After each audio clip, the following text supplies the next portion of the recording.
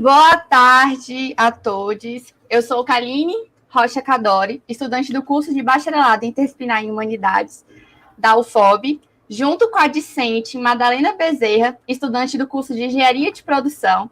Agradecemos a participação de vocês em nome da Universidade Federal do Oeste da Bahia e do Despertar UFOB. O Despertar UFOB é uma das ações afirmativas da nossa universidade no âmbito da Pró-Reitoria de Ações Afirmativas e Ações Estudantis, a PROE, vinculada ao Núcleo de Gestões de Programa de Ações Afirmativas, trazendo discussões de temas necessários e importantes, como orientação sexual, questões de gênero, o combate a qualquer tipo de preconceito, saúde mental, educação inclusiva, educação ambiental, trabalho informal e outros temas que podem ser conferidos nas redes sociais do Despertar. O site e do site da universidade tem mais informações. Salientamos que as atividades são gratuitas, com certificados, e até a volta presencial continuaremos transmitindo nossas atividades pela plataforma StreamYard, sendo gravadas para alimentar o nosso canal Despertar no YouTube, que está em construção. Então, vamos iniciar a nossa atividade. Estaremos aqui com 3 convidados maravilhosos, que a primeira é a doutora Maria Eugênia, que é bacharelada em Direito pela Universidade Estadual da Bahia, pós-graduanda em Direitos da Mulher e Advocacia Feminista, atuando e trabalhando no escritório Angeline e Pereiras, Advogados e Associados, e voluntária do projeto Acervo Quatro Patas. Também estaremos conosco o psicólogo Eronilson Araújo, que é formado pela Unifasb, especialista em neuropsicologia e da Faculdade Integradas Ipitanga e psicologia sexual, atuando nas áreas da psicologia da saúde e da clínica psicologia. E também vamos ter hoje a nossa professora, que é também ouvidora, que é a professora Andréa Leone, que ela é professora do Direito Civil e do Programa de Pós-Graduação em Ciências Humanas e Sociais, doutora e mestre em Relações Sociais e Novos Direitos pela UFBA, pós-doutoranda em Direito Civil na Università... É italiano, mas a gente vai tentar. Estúdio na Itália, gente.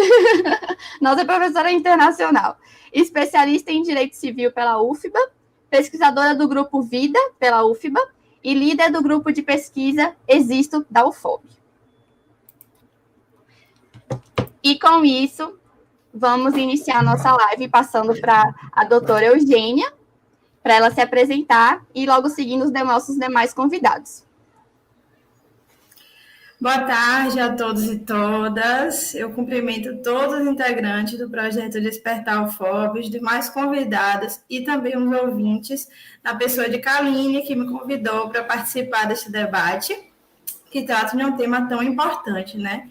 E eu aproveito também para parabenizar pela iniciativa. Eu gostaria de que, quando eu estive na universidade, né, eu tivesse a oportunidade de passar, de ouvir, né, uma palestra sobre esse tema, que trata de uma questão que é muito corriqueira e muito devastadora na vida acadêmica, né, não só para os estudantes, mas principalmente. E eu fiquei muito honrada com o convite e estou muito feliz de poder contribuir com a comunidade acadêmica da UFOB. Então, né, a minha missão aqui inicial é explicar um pouco para vocês que estão aí assistindo o que é o assédio moral. Eu preciso dizer, inicialmente, que não existe um consenso, né, uma definição consensual sobre o que é assédio moral, porque é um campo de estudo que ainda está em construção, né? Existem vários debates, existem várias teorias e vários posicionamentos diferentes, mas existem algumas questões que são consolidadas, né, sobre o que é, como se caracteriza. E então, basicamente, o assédio moral tem 2 características principais. A primeira, ela vai se referir à conduta do agressor, que é uma conduta abusiva intencional, ou seja, o agressor, ele, né, pratica um abuso e ele tem a intenção de praticar aquele abuso. A segunda característica é a repetição, ou seja, o assédio moral ele não se caracteriza em um único ato isolado. Então, consiste em ações repetitivas que visam a diminuir, a humilhar, a vexar, a constranger, a desqualificar e a demolir psiquicamente o indivíduo ou um grupo. E isso acaba, né, degradando as condições daquele indivíduo, daquele grupo, atuar naquele âmbito, seja no ambiente do trabalho ou no ambiente acadêmico, que é aquele que a gente está tratando aqui. Atinge também a dignidade e coloca em risco a integridade pessoal e profissional ou acadêmica da vítima. Nessas situações, né, de violência, é um tipo de violência também, a atribuição enquanto vítima, ou seja, o significado de que está sendo vítima, ele deve ser dado pela própria vítima, né? Ela deve, compreendendo a situação dela, as situações que ela está passando e sentindo, ela deve se compreender enquanto vítima, e não pelo agressor, porque, na verdade, dificilmente o agressor vai assumir para si essa responsabilidade, ele não vai admitir que ele está perpetrando uma agressão, um assédio moral, né, contra a vítima. Também existem outras formas de assédio que ocorrem e são muito comuns, né, no âmbito acadêmico, como assédio sexual, né, por identidade de gênero, por opção sexual, entre outros, mas eu me limitei aqui ao que a gente está tratando. Dentro do ambiente acadêmico, né, é muito comum a ocorrência do assédio moral, principalmente partindo de professores contra alunos, que com medo de retaliações acabam não denunciando e sofrem as consequências normalmente calados. Então, eu vou falar aqui algumas condutas que podem vir a caracterizar o assédio moral, desde que, né, como eu disse anteriormente, exista a intencionalidade do agressor e, para além disso, as condutas elas sejam repetidas, né, reiteradas. Não pode ser um único ato isolado para ser caracterizado como assédio moral. Então, alguns exemplos são agressões verbais, né, de toda sorte, ameaças que são muito corriqueiras, como ameaçar aumentar o nível de dificuldade das provas, ameaçar dar falta, reprovar a turma, dizer que vai retirar da sala certos alunos, ou até expulsar o aluno também, né, injustificadamente. Outra situação que acontece muito são comentários depreciativos, preconceituosos ou indecorosos, um tratamento discriminatório, excludente, rebaixamento da capacidade cognitiva dos alunos, que também acontece muito.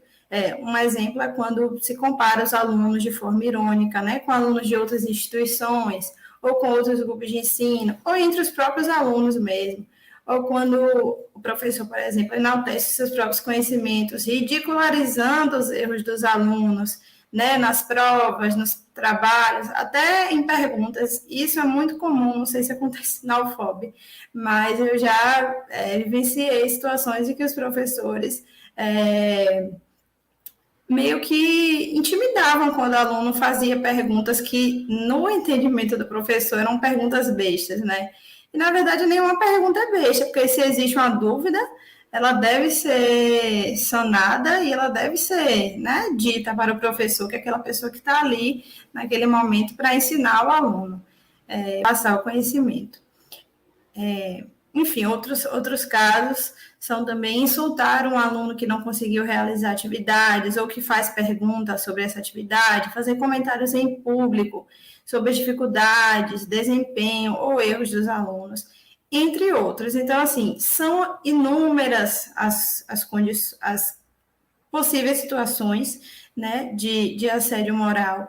Não existe um rol taxativo, né? Rol taxativo que a gente fala é quando existe uma quantidade de condutas e essas condutas estão especificadas. Só existem essas e se passar dessas não vai caracterizar.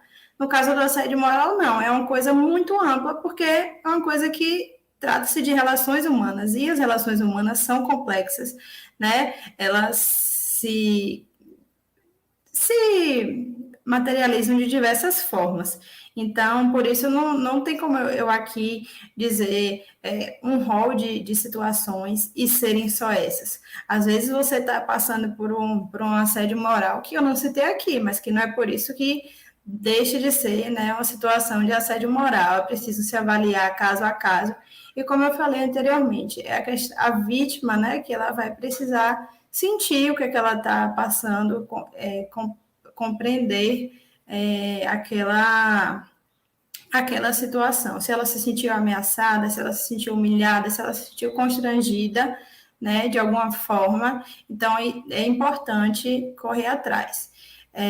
A existência de relações de poder entre assediador e assediado é um fator que é presente nas situações de assédio moral, mas é importante destacar que esse poder nem sempre está diretamente relacionado à figura que representa o poder hierárquico. Por isso que também se verifica a ocorrência de situações em que professores também são constrangidos e humilhados por alunos, o que também configura essa situação de assédio moral. Nesse caso, né, em que o assédio moral é perpetrado pelo estudante contra o professor ou outro superior hierárquico da instituição de ensino, se trata de assédio moral vertical ascendente, né? Porque o normal, como a gente sabe, é o assédio moral do superior hierárquico. Também isso pode acontecer entre os outros funcionários, né, servidores públicos da instituição, para com os alunos ou para com os próprios professores. É uma situação que pode se caracterizar de inúmeras formas e com inúmeros sujeitos, né? Embora o mais comum seja a situação entre um professor e um aluno. Em relação à tutela jurídica desse tema, hoje no Brasil não se considera o assédio moral propriamente como um crime, né? Não existe um crime no nosso ordenamento jurídico brasileiro, né, que tipifique a conduta de assédio moral. Mas existe no Senado Federal um projeto de lei, o projeto de lei número 4.274 de 2001, que ainda está em trâmite, que, né, tem a finalidade de justamente tipificar essa conduta de assédio moral e transformar em crime. Mas, para além, né, dessa questão criminal, no caso concreto, pode se enquadrar em outro crime, por exemplo, um crime de ameaça, o crime de racismo. Então, existem outros crimes que podem se enquadrar a depender do caso concreto. E, para além da esfera penal, na esfera civil, é possível propor uma ação judicial, né, que obrigue o agressor e a instituição de ensino a reparar o prejuízo causado, mediante indenização por danos que podem ser morais e ou materiais, né, conforme o Código de Processo Civil. Então, é importante ressaltar, né, o psicólogo vai explicar melhor que eu depois, que além dessa questão dos danos morais, psíquicos que podem acontecer também podem existir os danos materiais, né? Então, vai depender de cada caso. Quando eu estava pesquisando, eu vi um caso de uma pessoa que ela estava fazendo especialização e aí o orientador poderia fazer o encontro dela, era um encontro semanal, a pessoa residia em uma cidade que era 300 quilômetros de distância de onde estava sendo o mestrado dela. E aí o orientador fazia para outros orientandos online, e para essa pessoa ele exigia, obrigava que a pessoa fosse até a universidade, entre outras situações dentro dessa relação, e essa pessoa tinha inúmeros gastos toda semana por causa disso. Então, assim, também, além das outras questões, né, que ela tinha com esse orientador, essa é uma questão que pode ocasionar os danos materiais para além dos morais. E aí tem mais algumas coisas para falar sobre isso, mas eu vou esperar o momento das perguntas, né, para eu não falar antes e atrapalhar o andamento aí. Mas basicamente é isso, né? Assédio moral é uma conduta, né, perpetrada por um indivíduo contra outro ou outros, ou um grupo, né, que visa humilhar, que visa rechaçar, constranger e sem ter necessariamente para se caracterizar o assédio moral, precisa ser uma conduta reiterada. Então, precisa ter a intenção daquele que está praticando, as condutas elas precisam ser repetidas, reiteradas, e a vítima ela precisa, né, se compreender, sentir aquela situação para que aconteça ela possa, né, correr atrás dos seus direitos ou até de denunciar, de conversar sobre isso. Eu não estou querendo falar mais porque vão ter perguntas sobre isso depois, então eu não quero adiantar. Mas era isso que eu tinha para falar aqui nesse momento. Eu vou guardar as perguntas agora para poder falar melhor.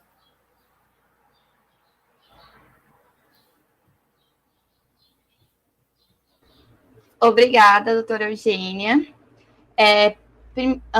Iríamos passar para o psicólogo Euronilson, mas como ele teve alguns probleminhas, a gente vai passar agora um vídeo do nosso pró-reitor de gestão de pessoas, professor Cleiton da Silva Barcelos, e logo em seguida iremos passar para a nossa professora Andreia. Por uma agenda externa em Brasília, eu não consigo estar com vocês durante a realização do evento, mas eu não poderia deixar de estar com vocês de alguma forma.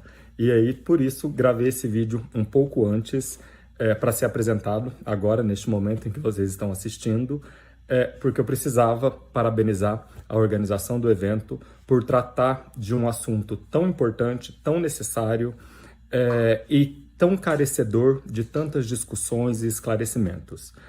Parabenizo a toda a organização, as pessoas que estão nos bastidores, e parabenizo também, e tenho certeza que vocês terão um excelente evento com os 3 profissionais, ou profissional e as 2 profissionais que estarão hoje falando sobre assédio moral, como perceber e o mais importante, né, como agir depois que você percebe que você está passando por um assédio moral, dentro desse recorte do serviço público onde nós estamos inseridos. Maria Eugênia vai tratar sobre o assunto com vocês, Euronilson Araújo, Andréia Leone, sabendo da competência desses profissionais, eu não tenho dúvidas de que será um excelente evento. E aí nós temos também a mediação de 2 estudantes, Kaline e Madalena, que trarão ainda mais elementos para esse assunto. A gente sabe que o assédio, quando a gente fala em assédio moral, algumas palavras vêm em nossa mente como constrangimento, abuso, práticas repetitivas. Não vou me aprofundar muito nisso, porque nós temos os 3 palestrantes, mas estou aqui para dizer que a ouvidoria, e aí nós temos a professora Andréia Leone representando a ouvidoria, eu estaria também junto com vocês representando a Pró-Reitoria de Gestão de Pessoas, de que são unidades da administração central, de nossa universidade, comprometidos, empenhados para que o assédio moral não exista e, quando exista, não fique impune dentro de nossa instituição. Sabemos que, não raras vezes, o assédio ele se dá apenas em uma relação chefe e subordinado, o que dificulta um pouco até a fala e a voz dessa pessoa que sofre assédio, mas esses momentos eles são importantes justamente para demonstrar que essa pessoa não está só, que ela tem unidades na instituição que, uma vez identificado que ocorreu um assédio moral, ela tem onde se socorrer. Então, enquanto pró-reitor de gestão de pessoas, me coloco à disposição para todo e qualquer contato que seja necessário de nossos servidores, de estudantes, para conversar, para denunciar, para tratar sobre o assédio moral. Eu tenho certeza que a professora Andréia, enquanto ouvidora, não sei se ela já falou ou vai falar depois da minha fala aqui, mas eu tenho certeza que a ouvidoria também é um espaço onde esse assunto ele é tratado, onde ele é ouvido. Então, nós temos pelo menos 2 espaços institucionais aonde os nossos servidores, os nossos estudantes podem se socorrer. Desejo uma excelente tarde de palestra para todos, para todas.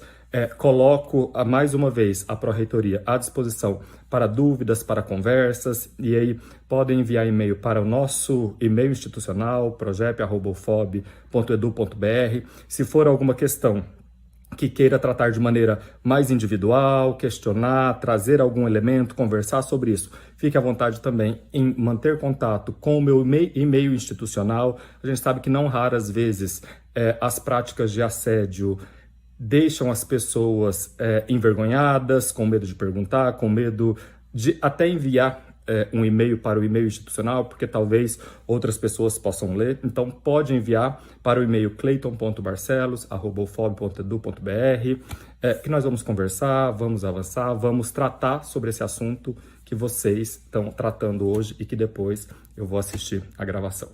Tá joia? Desejo um excelente evento para todos, para todas, e é isso. Obrigado, até mais. Pode dar início, professora. Olá, boa tarde a todas e todos. Primeiro, eu agradecer o convite, né? Quero falar que atualmente o Despertar vem trazendo pautas importantíssimas e que realmente tem feito a diferença, ainda mais nesse momento de pandemia, né? Que a gente está distante, agora retomando as atividades com mais frequência, mas ainda com muita ausência do que já foi um dia em relação à presencialidade. E aí, parabenizar por a escolha do tema. E aí, aproveito também para parabenizar a representação discente, que eu sei que esteve aí à frente dessa escolha, junto com Tamila, né?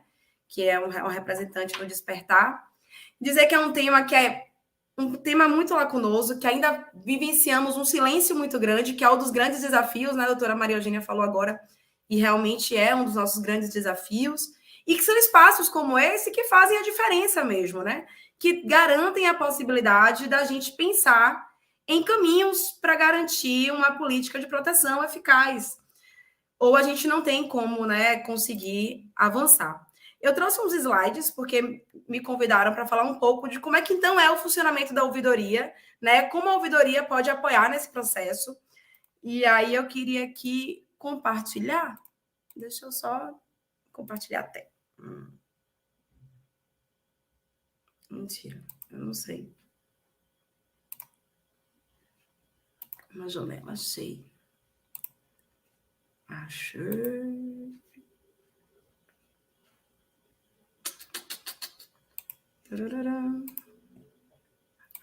Aqui. Pronto. Compartilhar. Não sei se vocês já estão conseguindo ver aqui a minha tela. E aí, se as meninas puderem me ajudar aqui no chat para poder descobrir se está tudo bem. Já está dando para ver já, né? Pronto, massa. Então, beleza. Vocês podiam falar assim, pô, André, vamos lá. O que então, né? Como então a ouvidoria pode trabalhar? E aí eu prometo que eu vou ser não muito extensa nessa parte, mas explicar um pouco, então, o que é a ouvidoria, né? A gente termina se distanciando um pouco, essa não é a nossa meta, e eu estou aqui muito honrada pelo convite, justamente para que a gente se aproxime mais da comunidade acadêmica. Esse é o objetivo da ouvidoria. A ouvidoria está aqui para trabalhar para a comunidade acadêmica completa. Então, a gente tem essa autonomia e a garantia disso é justamente fazer com que os temas, né, conflitantes a gente possa intermediar. Então, a ouvidoria é esse canal que a gente não só apresenta denúncias, mas também apresenta sugestões, elogios, solicitações de informação. A gente tem um sistema de informação que também é para isso, que é o SIC, reclamações e denúncias. E aí a ouvidoria, como eu falei para vocês, é essa espécie, né, de ponte entre a comunidade acadêmica e a administração pública, para facilitar mesmo o caminho. E aí nós recebemos o que a gente chama de manifestação. Essas manifestações a gente recebe pelo Fala BR, que é a plataforma do governo oficial para todas as manifestações. E aí a manifestação, que é essa forma do cidadão, né, expressar para a ouvidoria o seu anseio, angústia ou até mesmo a denúncia, ela pode ser de diversas formas. A gente vai ter o tipo de manifestação simplifique, o tipo reclamação, o sugestão, o acesso à informação, a solicitação, a denúncia e até mesmo elogio, porque não é só de problema que vive-se uma universidade, né? Ainda bem. E aí, eu falei para vocês que o Fala BR é essa plataforma que é a oficial do governo, é uma plataforma chancelada pela CGU, que garante a gente um espaço super importante, que é um espaço de sigilo absoluto, porque é uma plataforma muito segura. Então, hoje, a gente tem entendido que nosso meio principal de receber as manifestações é pelo Fala BR, que acessa 24 horas, em que você pode não só se identificar, como também colocar o anonimato, e que você tenha segurança de que aquela informação não vai passar por nenhum outro lugar. Essa segurança, a gente já não tem nesse nível de segurança o e-mail, por exemplo. Mas a ouvidoria, ela tem como pauta principal o Fala BR, mas a gente recebe tanto atendimento presencial, né? Agora, nesse momento, como a gente não está utilizando a reitoria, porque ela está em uma situação de reforma, a gente está fazendo presencial agendado e também possibilidade de atendimento pelo Google Meet. A gente também aceita e-mail, né? E o Fala BR. Mas a gente segue a entender que o Fala BR, de fato, é o caminho mais seguro. Então, apesar do atendimento acontecer presencial, necessariamente a gente transforma o atendimento presencial em uma denúncia lá no Fala BR, para garantir que aquela informação ela passe a tramitar de um jeito, né, do jeito mais seguro possível. E aí, assim, tudo pode ter anonimato? Não. Quando a gente pede sugestão, quando a gente faz sugestão, elogio, solicitação ou pedido de informação, a gente necessariamente precisa se identificar. Mas, no caso de reclamação e denúncia, cabe sim o anonimato. É uma possibilidade, né, da pessoa, mas é uma possibilidade que garante que a gente possa, então, ter menos medo e quebrar um pouco o silêncio que termina sendo pacto quando a gente fala de assédio. E é uma das grandes importâncias, né? O recebimento de denúncia pelo anonimato. Atualmente, e aí, André, qual é a diferença? Receber uma denúncia anônima, a única diferença é que ela vai ser tratada como comunicação irregular. O que significa isso? Significa que a gente vai dar um andamento, mas que a pessoa que fez a denúncia, como a gente não tem o contato dela, a gente não vai dar um feedback do que aconteceu. Essa é a única limitação. Mas a denúncia vai ser tratada com seriedade e respeito que qualquer denúncia iria ser tratada. É só porque a gente não tem mesmo a identificação da pessoa e por isso que a gente não consegue o feedback. Mas ainda assim, a qualquer tempo, a gente pode abrir nova manifestação e requerer informações sobre aquela denúncia que foi feita, para que assim a gente possa ter a informação mesmo do andamento. Certo? E aí, só para que vocês fiquem bem tranquilos, tudo isso acontece mesmo aquela denúncia que teve identificação, a gente mantém o sigilo, mantém o direito à privacidade e garante proteção à identidade. Tudo seguindo aí, né, a nossa lei de acesso à informação e também a lei, né, de proteção de dados. E aí, beleza, vocês podem falar assim, beleza, Andréa, eu faço o registro lá no Fala BR e acontece o quê? O Fala BR é esse momento em que a gente recebe aquela manifestação e vai fazer o tratamento. A gente tem alguns fluxogramas explicando, né, cada situação, mas basicamente, como a gente faz essa intermediação, a gente recebe a manifestação e vai encaminhar para o setor competente. A gente tem um prazo de 30 dias, prorrogáveis por mais 30 dias para responder, e esse é o prazo que tem que tramitar completo. Pelo menos tramitar para esse primeiro momento em que a gente vai ter uma resposta sobre isso. Mas beleza, André, você veio aqui mesmo, né, para falar sobre esse assédio sexual e moral nas universidades. E aí, assim, alguns destaques importantes. Primeiro, né, como eu disse a vocês, eu não vou, né, me refutar em repetir. A ouvidoria, ela existe no intuito de ser esse canal para ouvir toda a comunidade acadêmica.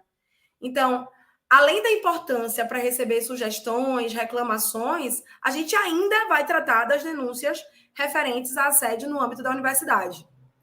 E aí, assim, só a vítima pode fazer essa denúncia? Não.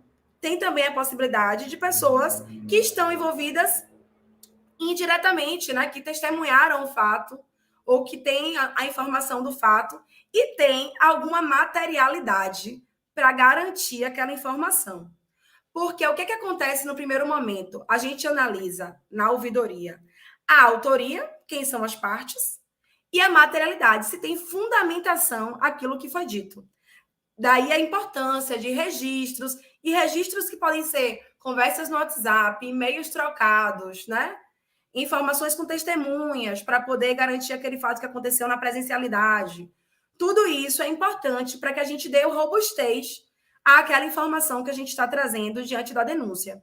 Porque é claro que é coisa séria e é claro que vai ter que ser garantido contraditório para a pessoa que está sendo acusada. Certo? Eu trouxe para vocês um levantamento, como vocês podem olhar pelo gráfico, né? Em 2019, teve apenas uma denúncia de assédio moral e uma de assédio sexual.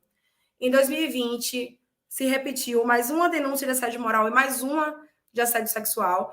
Em 2021, tivemos 2 denúncias só de assédio moral. Andréa, esse dado é real? A gente sabe que não, a gente sabe que é o dado real do que a gente recebeu.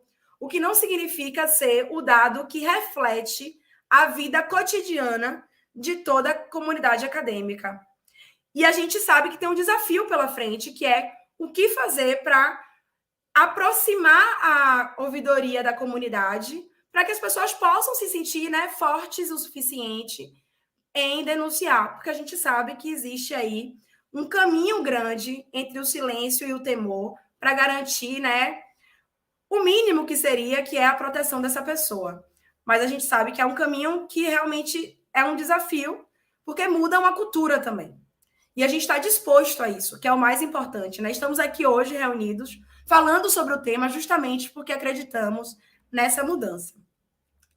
E aí, assim, olha, André, o que é que tem hoje na universidade sobre isso? A gente tem uma resolução do CONSUNE, que tinha uma de 2018 e agora foi remodelada. Em 2021, a gente teve essa resolução reconstituída, que vai justamente dispor sobre as normas e procedimentos a serem adotadas em caso de assédio moral e sexual, e quaisquer outras formas de preconceito no âmbito da UFOB. E aí, o que acontece? Primeiro ponto, a provocação da parte ofendida, né, ou por testemunha, ou por representação, ou de ofício, né, pela autoridade que tiver conhecimento dessa prática, tem que ser formalizada na ouvidoria. É formalizado na ouvidoria lá no Fala BR, ou no atendimento do Google Meet, ou presencial, como a gente entenda que é a melhor forma. E a ouvidoria vai encaminhar essa denúncia para a comissão permanente que está sendo constituída para apurar esses fatos. Essa comissão, ela vai ter a responsabilidade de analisar preliminarmente aqueles dados.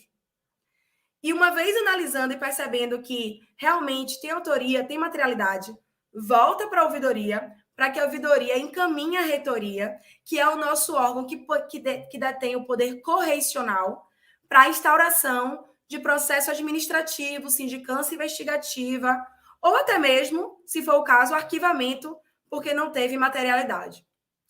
E assim, o que é que a gente precisa? Pô, a gente precisa que os fatos sejam informados da maneira mais completa possível, né? Indicando o nome das pessoas, local, data, período, eventuais registros, se tiver vídeo, áudio, prints da conversa, testemunhas, para ter maior robustez naquela informação que foi dada.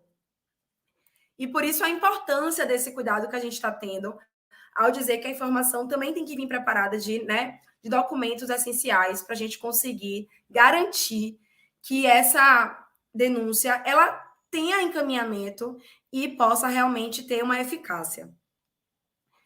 E aí, beleza. Quais são as possíveis sanções, né, diante, então, dessa afirmação de que aconteceu um assédio moral e sexual praticado por servidor e ou estudante? Aí a resolução vai dizer, cabe advertência, suspensão por até 90 dias, destituição de função, cargo de direção ou demissão de acordo com a legislação, no caso de servidor, e até mesmo cancelamento de vínculo com a UFOB, no caso de estudante. Claro que todas essas sanções elas só vão acontecer depois do contraditório e da ampla defesa que vai ser garantida em todo o processo. Certo? E aí, assim, tá na resolução, mas isso não precisava nem estar escrito, porque a gente já tem certeza disso, que é nenhum estudante ou servidor vai poder sofrer qualquer espécie de constrangimento por ter denunciado ou testemunhado atitudes, né, de assédio. Então, o que a gente se preocupa também é proteger a identidade dessa pessoa que fez a denúncia, ainda que tenha, né, dito quem foi, né, que tenha se identificado, a gente protege essa identidade por saber que não é fácil e por saber do temor que a gente tem do dia a dia de continuar convivendo com aquelas pessoas, de continuar dando conta da vida, né, cotidiana, com aquela realidade. E aí essa resolução, ela também pensou em cuidados com a vítima, né? Primeiro, essa vítima de assédio, ela pode ser encaminhada, né, a pedido, com prioridade no atendimento ou serviço de apoio psicológico para escuta qualificada da nossa universidade. Aqui a gente tem serviço, né, psicológico, e essa pessoa tem prioridade no atendimento. Caso haja necessidade de preservação da integridade durante o período de sindicância ou do processo administrativo, a autoridade competente pode solicitar a remoção do servidor, da vítima ou do acusado, né, na forma da legislação, justamente para garantir a proteção da integridade da vítima ou a do acusado, né, a depender do que realmente estiver acontecendo naquele momento. Então, pronto, André, a gente já entendeu que tem a normativa. Ó, tô me avisando aqui que falta pouco tempo. Eu já vou acabar, gente. Tenham fé. A gente entendeu que tem a normativa. E qual é o fluxo? Bem, o fluxo é aquele. Primeiro, o recebimento da denúncia, que pode ser feito no Fala BR a priori, que funciona 24 horas, ou marcar um agendamento no Google Meet, ou um atendimento presencial. Essa denúncia, sendo no Fala BR, pode ser com identificação ou anonimato. Recebida a denúncia, a gente encaminha para a comissão permanente de acompanhamento de denúncia e processo administrativo relacionado a assédio moral, sexual e preconceito. Lá, eles analisam preliminarmente o caso, vendo que realmente está tudo ok, tem autoridade, tem materialidade, retorna para a ouvidoria, e a ouvidoria encaminha para o gabinete da reitoria, que é o órgão que tem poder correcional para que seja aberto ou uma sindicância ou um PAD, ou, não tendo, né, materialidade, a gente possa, então, arquivar aquela denúncia. Quais são os desafios, né? E aí, a doutora Maria Eugênia falou muito bem, assim, primeiro que a gente tem um desafio que é romper o silêncio.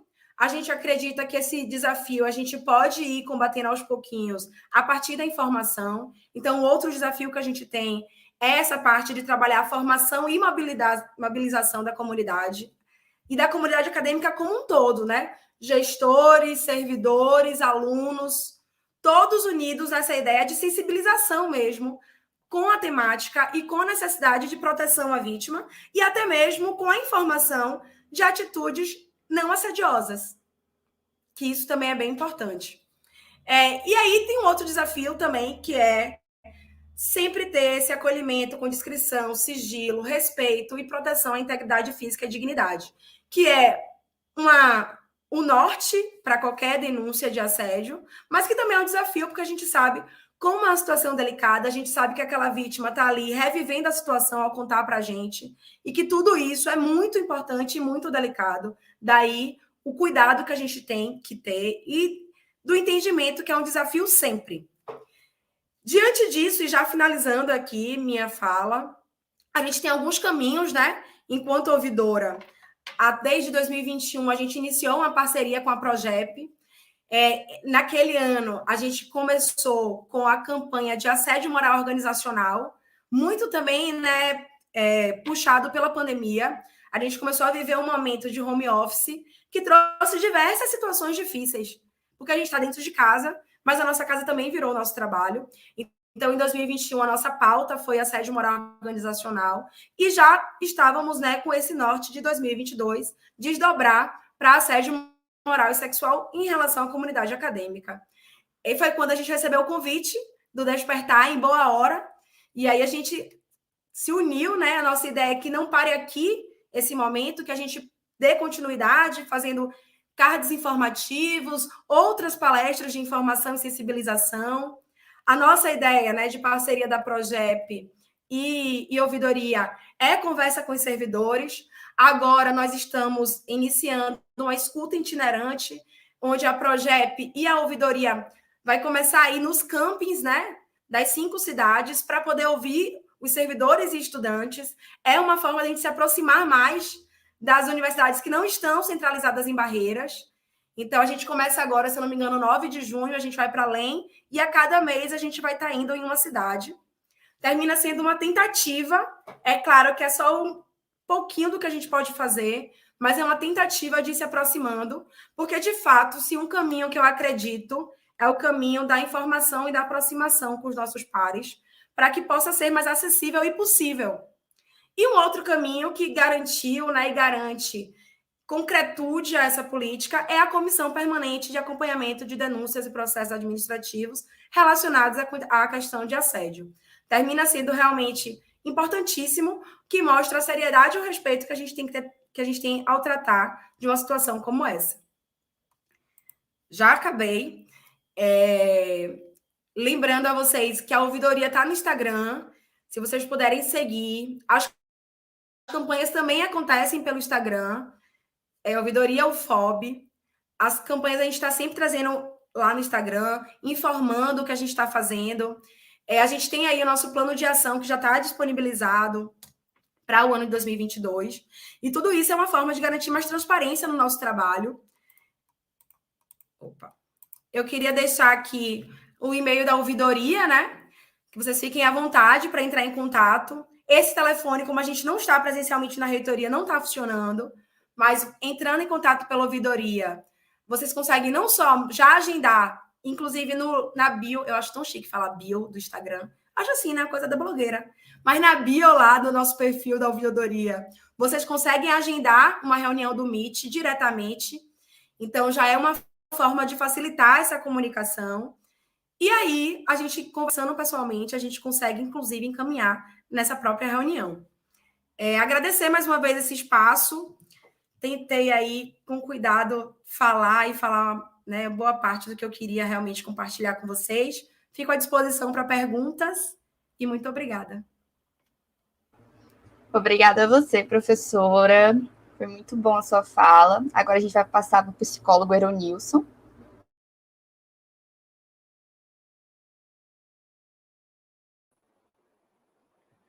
Oi, gente. Boa tarde. Vocês conseguem me ouvir? Sim. Achei muito interessante, né, a fala das duas colegas, assim, quando elas colocam sobre a ocorrência, né, do assédio moral nas universidades. E aí, eu como profissional de psicologia, eu entendo que o quanto que isso afeta, né, o psicológico das pessoas, o emocional, o quanto que isso abala, né, a pessoa, quanto que isso é forte, quanto que cada situação, né, de assédio, quando ela é repetida, né, muitas vezes, e precisa ser repetida, né, para se considerar um assédio, quanto que isso marca, né, quanto que isso, a pessoa leva, né, essa situação para a vida, e acaba que isso vem a influenciar, né, as suas crenças, os seus pensamentos, e eu vou trazer isso, né, para vocês, né, hoje. Minha contribuição é justamente isso, o quanto que essas situações, elas afetam as pessoas, ela afeta a pessoa, e ela leva isso para o resto da vida, né, se torna uma marca, um trauma. Ao realizar a pesquisa, né, sobre as consequências do assédio moral, o que mais aparece ali são situações ou sintomas, né, de ansiedade, depressão, estresse, cansaço, dores, né, insônia, né, muitas vezes. E por quê, né, que a insônia, que essas situações, essas sensações, elas acontecem?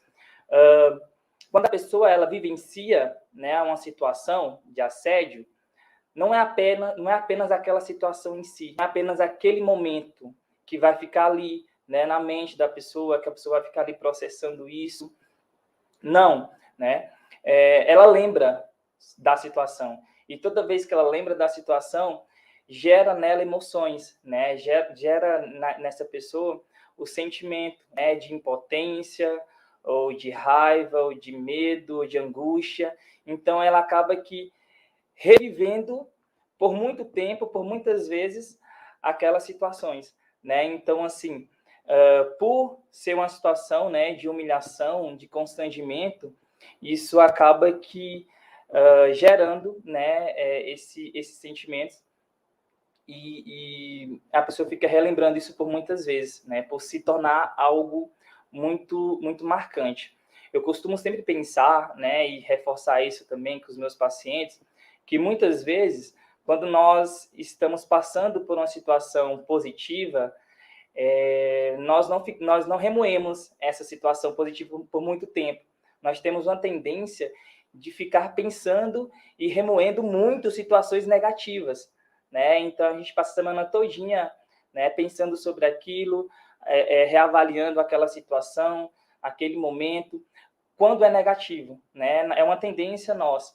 Já quando é positiva, isso não acontece.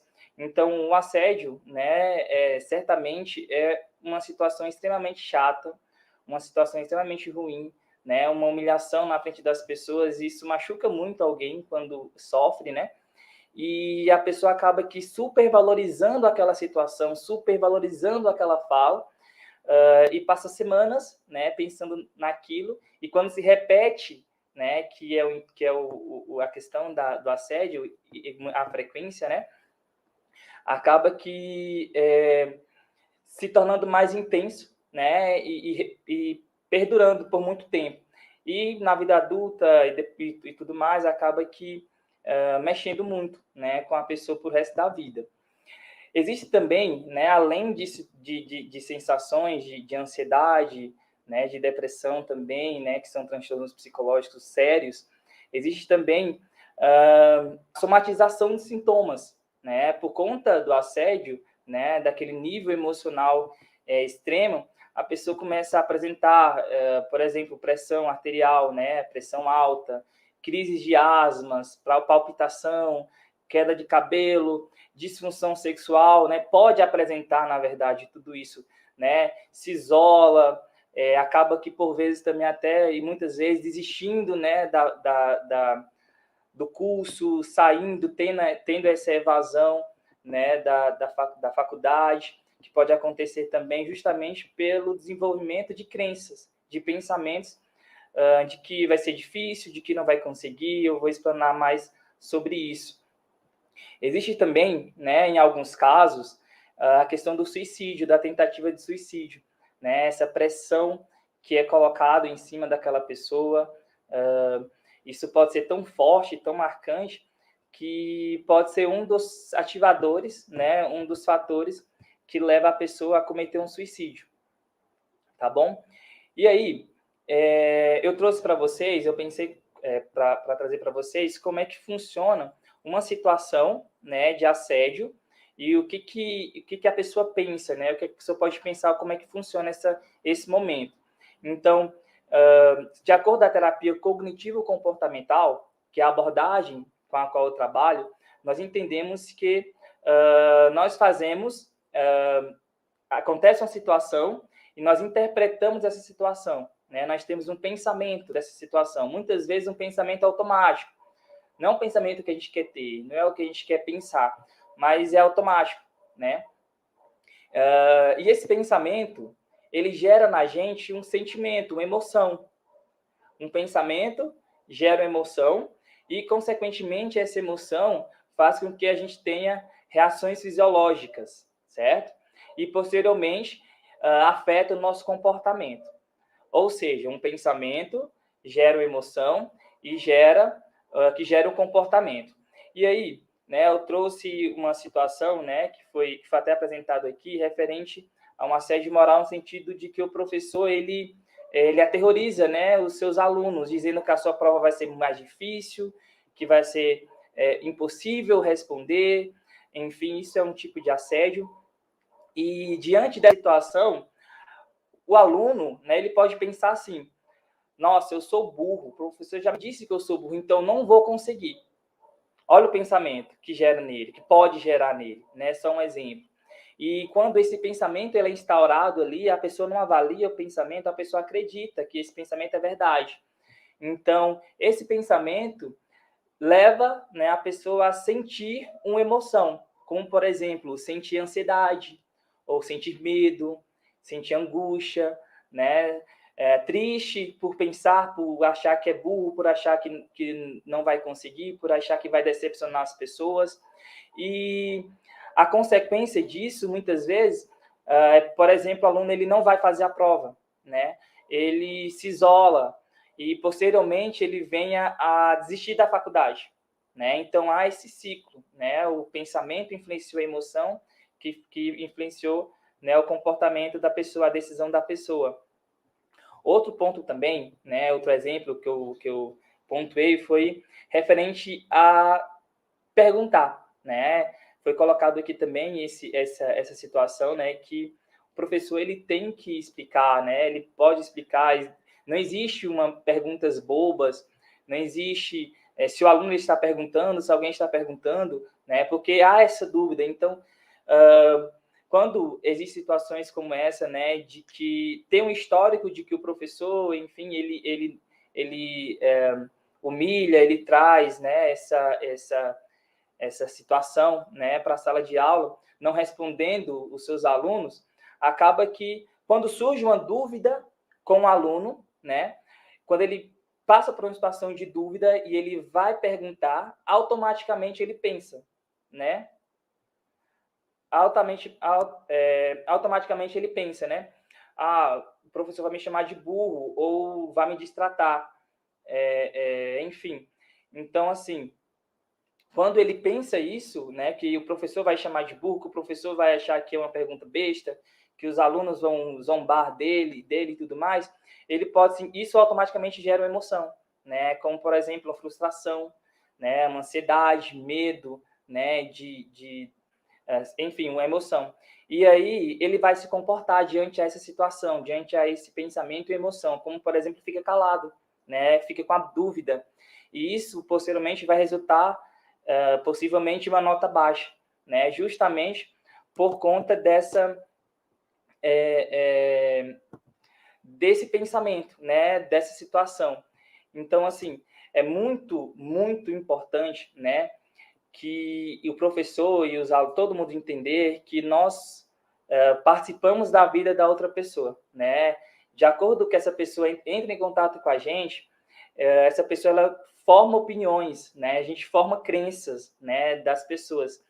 As crenças centrais de cada um, né? Ou seja, a crença, o pensamento que eu tenho de mim, o pensamento que eu tenho do mundo fora, né? E o pensamento que eu tenho do meu futuro. Então, o professor, quando ele age, né, de forma assédio, né, assediando moralmente aquela pessoa, pode estar interferindo diretamente nas suas crenças, né? Por exemplo, reforçando a ideia de que ele é incompetente, de que ele não merece estar ali na faculdade, na universidade, que ele, enfim, né, as suas crenças.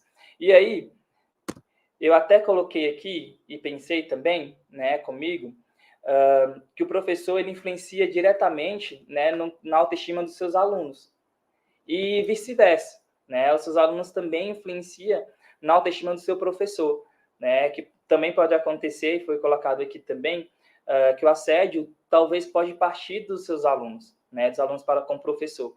Então, ambos influenciam a autoestima, né, um do outro. E, por vezes, nessa dificuldade de liderança do professor pode levar, né, a impor essa disciplina, né, que envolve ameaças, provocações, né, chantagens, que a gente entende e caracteriza, né, como assédio. Um dado, pessoal, interessante, que alguns autores colocam, né, que muitas vezes professores que têm uma autoestima baixa, né, ele pode adotar essas posturas, né, não só professores, mas um assediador, quando ele tem uma autoestima baixa, né, ele pode adotar posturas, né, como essa, de serem rígidos, inflexíveis, né, não suportam, né, os questionamentos, tende a ser punitivo, vingativo, desqualifica, né, a outra pessoa, desqualifica o positivo, só reforça, né, cada vez mais o negativo, né? Mas, assim, Mas, assim, é fato afirmar que dentro da universidade, né, dentro daquele campo ali, todos que estão ali influenciam um ao outro, né? Então é importante todos saberem que um comportamento, né, de assédio pode trazer marcas muito, muito fortes, né, para pessoas, para outra pessoa. Eu, particularmente, na minha prática clínica, como psicólogo clínico aqui em Barreiras, e em outras cidades também que eu já atuei, eu já trabalhei, né, com aluno que sofria, né, o assédio moral, né? Eu desconhecia essa questão do assédio moral na universidade. Então, quando a Kaline me convidou, né, para participar, eu fui pesquisar e eu fui ver, né, que muitas situações de assédio que a gente vivencia, a gente nem sabe. Então, por isso até que a importância desse momento que a gente está tendo aqui, de mostrar como que funciona, como que pode funcionar, como que pode se caracterizar o assédio dentro da universidade. Então, assim, a pessoa ela sofreu, né, o assédio, né, a pressão psicológica, um sofrimento muito grande por estar ali na universidade, a ponto até de querer desistir, né, de querer ir embora, de não querer ficar, de odiar aquela aula, enfim. Então, isso mexeu, né, com as crenças daquela pessoa, daquele paciente, e a gente precisa estar questionando esse pensamento, né, conversando com a gente mesmo sobre esse pensamento. Então, assim, é muito importante a gente destacar que a nossa atitude diante dessa situação, né, diante essa questão que pode estar acontecendo, né, nas universidades, a denúncia, né, é muito importante. O apoio também das pessoas, ela é muito importante. E eu coloquei aqui uma fala, né, de Paulo Freire, que eu achei bem interessante, eu acho que casou muito bem com o que eu pretendi trazer para vocês. Ele fala assim: o professor autoritário, o professor licencioso, o professor competente, sério, o professor incompetente, irresponsável, o professor amoroso da vida e das gentes, o professor mal-amado, sempre com raiva do mundo e das pessoas, frio, burocrático, racionalista, nenhum desses passa pelos seus alunos sem deixar a sua marca. Então, assim, só para a gente fechar, né, e entender que tudo que é vivenciado, né, na sala de aula, né, é marcado, né? Isso pode durar por anos na vida daquela pessoa e pode influenciar em outros âmbitos também da vida dela, como, por exemplo, no trabalho, em casa, na família. Então, olha a proporção, né, que o assédio moral ele pode trazer, né, arretar para uma pessoa. Então, quando o professor ele também é assediador, né, quando o professor ele também tem essa prática, certamente ele deixará sua marca na vida dos seus alunos, daquele aluno. Mas, obviamente, não será uma marca positiva, né? Será uma marca negativa e que pode afetar, né, os seus alunos para o resto da vida. Tem uns minutinhos ainda? Opa. Então, assim, basicamente isso, né, que eu preparei para vocês, que eu pensei, né, Kaline, quero agradecer, né, a você pelo convite, a mim, e a todo mundo que está aí também, que me convidou, que pensou também nesse tema, tá? Espero que essa questão ela venha de fato a acabar, ou a diminuir pelo menos, né?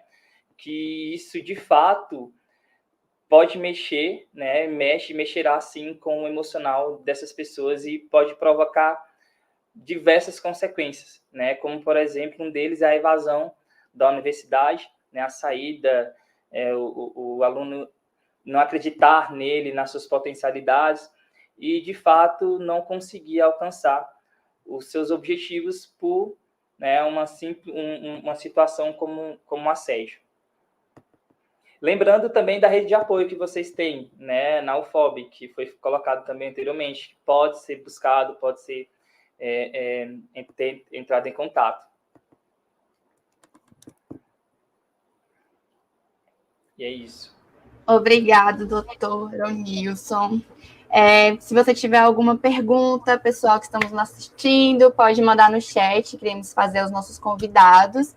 E eu quero agradecer bastante pelos nossos 3 convidados, que foram ótimas as falas de vocês. Fizeram refletir bastante, principalmente que eu nunca me pensei que seria um assédio um professor falar a porcentagem de reprovação da minha disciplina é 90%. Eu já entrei em sala de aula falando, meu Deus, eu não quero mais pegar essa aula. Eu já passei por isso. A minha prova é a prova mais difícil e eu estudar, 10 vezes mais, porque, querendo ou não, como estamos na universidade, os nossos índices de rendimento são muito importantes, principalmente da forma que iremos... o nosso desenvolvimento acadêmico interfere em todas as nossas ações dentro da academia. Então, você tirar uma nota baixa em uma matéria pode refletir bastante futuramente quando você precisar de algo. Você participar de um PIBIC, vamos dar um exemplo. Você querer mudar de curso, ser egressa dentro da universidade. Então, passar por esses tipos de professores podem desencadear muitas outras coisas, né? E isso pode nos afetar realmente, e eu nunca tinha me deparado para pensar nisso, porque, infelizmente, é uma coisa que passamos bastante. Caso não tenha nenhuma pergunta no chat ainda, a gente pode, se tiver algum convidado querer fazer alguma pergunta a outro convidado, pode ficar à vontade, tá, pessoal? Alguma fala? Fiquem à vontade. Bom, gente, para começar nosso bate-papo. Eu queria me apresentar, eu sou estudante de Engenharia de Produção aqui na UFOB LEM. E como já foi dito aqui, né, e como a Kaline também ressaltou, a gente nunca imagina que falas constrangedoras que a gente passa seja assédio moral. Então, como estudante, eu vim aqui dar alguns relatos do que já aconteceu comigo, eu não posso citar outras pessoas, e de como isso influenciou até hoje na minha graduação. Então, assim que eu comecei na graduação, em uma matéria,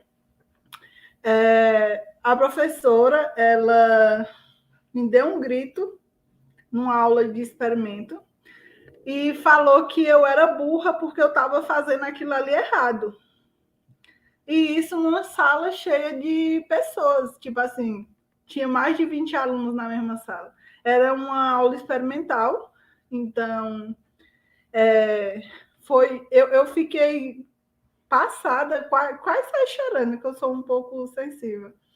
Então, e isso fez com que eu reprovasse na matéria e não fazia a matéria enquanto ela desse a matéria. Como aqui tem um rodízio de professores quando vai dar certas matérias, então eu só consegui pegar a matéria novamente quando trocou de professor. E visto que, como já foi dito, a gente nunca imagina que isso é assédio e pode ser levado a algo para ser respondido ou ser punido, a gente acredita que tem que escutar aquilo e ficar calado. Porque antes de mim, ela já havia feito isso com outras pessoas, e o povo ressaltava, mas isso ela só faz com os calouros, porque depois que você passa, ela vira um amor de pessoa. Ela só faz isso para assustar calouro. E até hoje é dito isso, né? Tanto que eu convivo com a professora ainda, vejo ela pelos corredores e ela realmente é super educada. Mas durante a aula, ela fez isso e também já cheguei a presenciar ela fazendo, constrangendo outros alunos da mesma forma e sempre a forma de calouro. E quando você é calouro, já tem esse impacto muito grande de entrada na universidade, o que acaba prejudicando o seu rendimento. Então, eu reprovei na matéria e me recusava a fazer enquanto ela desse aula. E é o que tanto o Eronilson falou, quanto já foi citado aqui. A gente nunca imagina que um ato de constrangimento faça com que a gente perca esse rendimento de forma assim tão acentuada.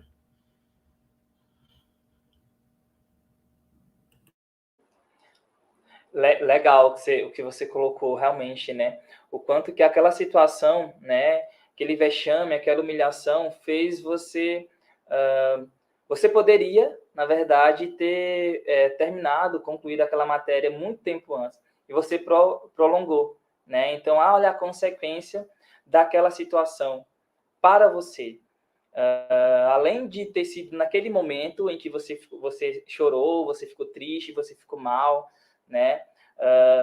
Demorou muito, um tempão ainda para você assimilar e você voltar, né? E conseguir a fazer a matéria. Muitas vezes, né, as pessoas até desistem nessas situações.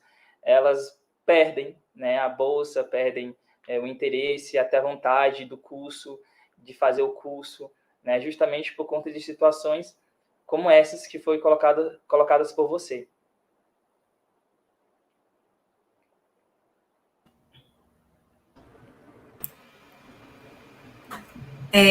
Se eu puder fazer uma palavra aqui, aproveitando essa fala de Madalena, que é bem importante, e aí lembrando até quando as meninas me chamaram, né, a falar um pouco sobre isso, perguntar sobre o prazo que a denúncia pode chegar na ouvidoria, né?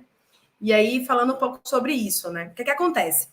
Hoje, em relação às penalidades, às punições, a gente tem um prazo de 5 anos, quando a pena é de demissão, 2 anos no caso de suspensão e 180 dias no caso de advertência. Isso para o procedimento administrativo, pensando em que esse procedimento vai resultar em uma penalidade administrativa. Eu acho que Maria Eugênia vai falar, né, sobre alguma parte, ela falou sobre provas e tal, mas claro que isso não impede que tenha o processo em paralelo na esfera civil e criminal, e que também não impede que a administração pública não queira analisar aquela situação. Só não vai poder fazer uma sanção ao final naquele procedimento administrativo. Então, eu acho que é interessante pensar no prazo menor, né? Porque quem tem menos garante o mais, e de repente pensar que 180 dias é uma boa meta, mas que não sendo 180 dias, é possível sim, 2 ou 5 anos. A única discussão vai ser realmente qual é a punição que vai garantir. Era só essa colocação que eu queria trazer. Você falou aí sobre o prazo dentro da ouvidoria, né? Em relação a uma ação civil, né, para indenização por danos morais ou materiais, em relação ao prazo, seria de 3 anos, né, para a propositura. Então, é um prazo, né, um pouquinho maior do que esse primeiro aí que você falou. Aí tem uma pergunta, a Kaline vai ler sobre o WhatsApp? A professora Andréia respondeu na fala dela da apresentação, aí eu acho que não cabe. Mas se quiser ressaltar, é porque, professora, como a gente está vivenciando um mundo ainda online, querendo ou não, a nossa comunicação com o docente, com o servidor, quem seja, não, saiu das estruturas da universidade, saiu do e-mail e voltou para uma forma informal, que no caso é o WhatsApp. Então, seria de como a ocorrência de um assédio, usando esses veículos informais, poderia acarretar a ouvidoria. Com o exemplo é o WhatsApp, no caso, né? Onde as conversas são mais dinâmicas e mais rápidas. Nesse ponto, é até uma vantagem da pandemia, né? Porque o WhatsApp termina sendo esse registro mesmo, que pode ser, sim, utilizado como prova documental e termina garantindo uma robustez maior do que a vida presencial, que tem dificuldade de garantir prova, né? A gente, na presencialidade, tem dificuldade muito maior de perseguir aquela informação. Porque fica o dito pelo não dito, ninguém gravou, né? Ninguém sabe. A gente, na ouvidoria, recebeu algumas coisas assim na época da pandemia, porque as aulas são gravadas, né?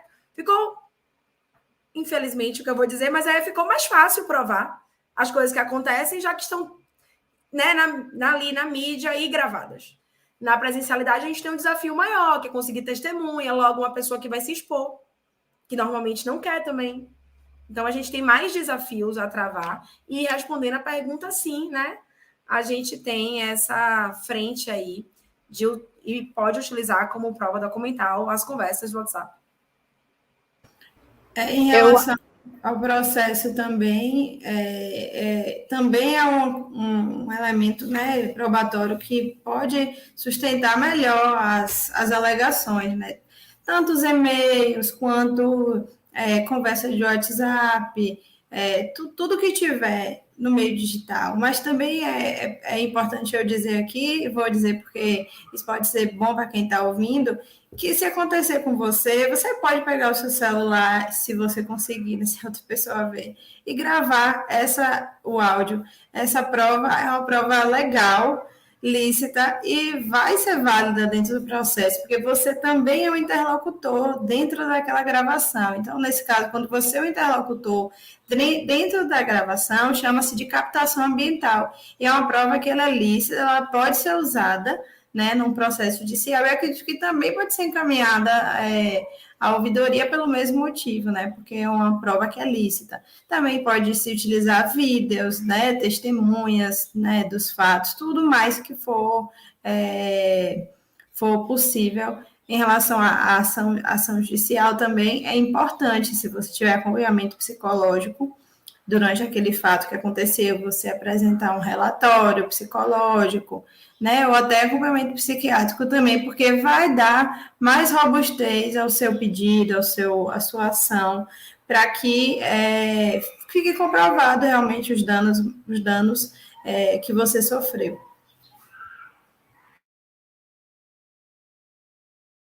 Bom, A gente tem... pode falar. A gente tem alguns questionamentos a fazer sobre entre as relações dos discentes. Muitas das vezes a gente confunde o assédio moral com bullying. E aí, como é que a gente consegue diferenciar essa relação? O que é bullying e o que é o assédio moral? Visto que os dois acabam constrangendo e denegrindo a imagem das pessoas.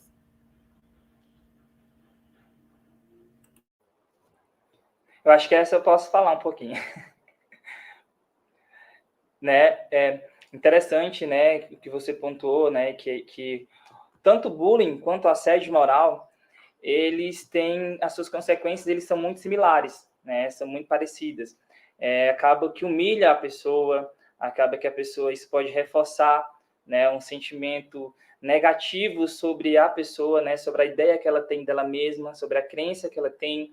Isso pode afetar a forma como ela vê o mundo posterior a ela, né, fora ela, e também o seu futuro. Então, a consequência, né, tanto do bullying quanto do assédio moral, eles são devastadores, né? E aí, quando a gente fala em assédio moral, né, eu entendo, né, que existe uma hierarquia, né, existe esse poder, né, ter esse poder sobre a outra pessoa, sentir essa superioridade, né? Então tem essa questão da hierarquia, né? E já o bullying, ele é muito relacionado a brincadeiras, né?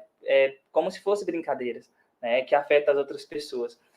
Não necessariamente tem uma hierarquia, não tem uma hierarquia nesse sentido, não tem alguém ali superior, de fato, né? Só que é claro que existe uma pessoa que tem seu posicionamento, que se sente superior, né? Mas não necessariamente essa hierarquia, né, que foi colocado referente ao abuso, né, moral. Eu acredito que o assédio moral ele também tem uma amplitude muito maior, ele abrange muito mais condutas, muito mais situações do que o bullying em si. O bullying, né, se trata mais, né, na prática de algumas questões, né, de tipo gozação com a pessoa, criar apelido, coisas assim do tipo, pega uma característica da pessoa e utiliza isso para humilhar ou para zombar dela. E o assédio moral é uma situação muito mais ampla, como eu falei, pode abranger muitas condutas. A gente citou durante essa live aqui alguns exemplos, mas como eu falei antes, e eu vou repetir, nunca esses exemplos vão ser tipo, taxativos, entendeu? Pode acontecer muito mais coisas que a gente não citou, por se tratar de relações sociais, relações humanas, que envolvem vários tipos de situações entre as pessoas, que vão muito além do bullying. Então, eu acho que essa diferença também é a amplitude. O bullying é uma coisa mais restrita, mais limitada, e o assédio moral ele pode se caracterizar de diversas formas. Só uma pergunta que tinha a ver com a nossa outro debate, é que, como a professora Andrea disse, muitas das vezes que se acontece o assédio na estrutura da universidade, precisa de testemunhas. E eu acho que pode ser um dos motivos de alunos não denunciarem é por medo de retaliação. E muito mais a vítima não querer participar por medo de retaliação. E eu queria saber quais são os meios da universidade de proteger esse aluno. Vamos dar um exemplo. Possa ser que o assédio possa estar acontecendo entre relação de um docente a um discente e seja só esse único discente que esse professor está fazendo isso. Não foi com a cara do aluno, não deu alguma coisa, ele está sofrendo assédio. E ele chega uma notificação ao professor, ele sabe exatamente quem foi que denunciou ele. Então, como a universidade pode proteger esse aluno, essa testemunha, de ter retaliação depois?